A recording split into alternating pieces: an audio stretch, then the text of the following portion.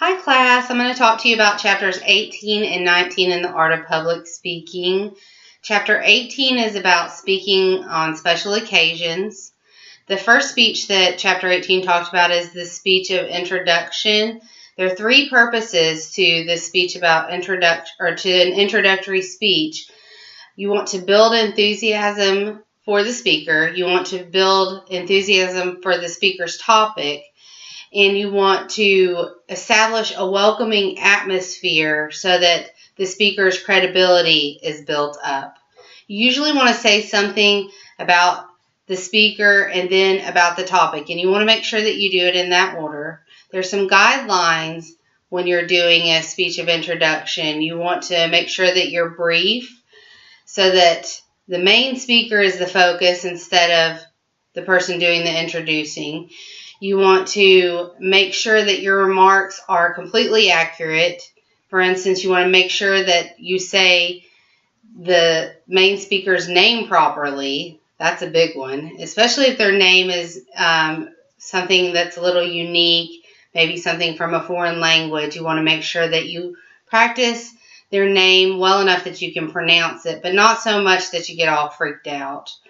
And you also want to make sure that whatever remarks that you say during your introduction fit the occasion. If it's a casual atmosphere, you don't want to seem too stuffy. If it's a more formal atmosphere, you don't want to be too casual. The next speech is a speech of presentation, and generally those are given when a person is receiving an award or some kind of honor. You want to make sure that the focus is on the achievements of the person, and that makes it more meaningful to the audience if you focus on that person's achievements.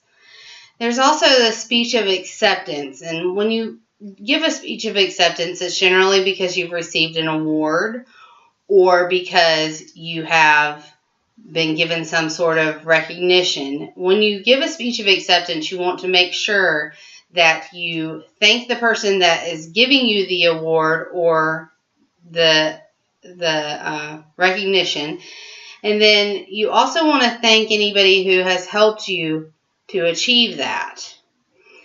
The last speech that they talk about in chapter 18 is a commemorative speech, and generally a commemorative speech is one that's praising or celebrating a person or a group of people or an institution or an idea of some sort.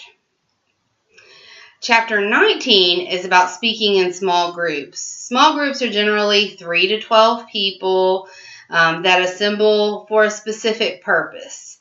And although small group speaking and public speaking are very different, they require some of the same skills.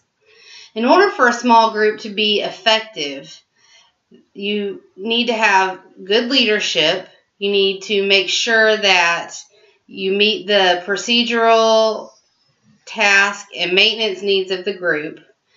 And you need for all of the members to commit to the goals of the group, to fulfill their individual assignments, to avoid conflict with one another, to encourage participation with one another, and to try and keep the discussion on track.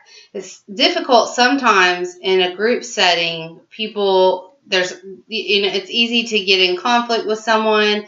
It's also easy to get off track if people are really friendly. So those are some things that you want to keep in mind in a small group. That's my take on chapters 18 and 19. Thanks. See you later.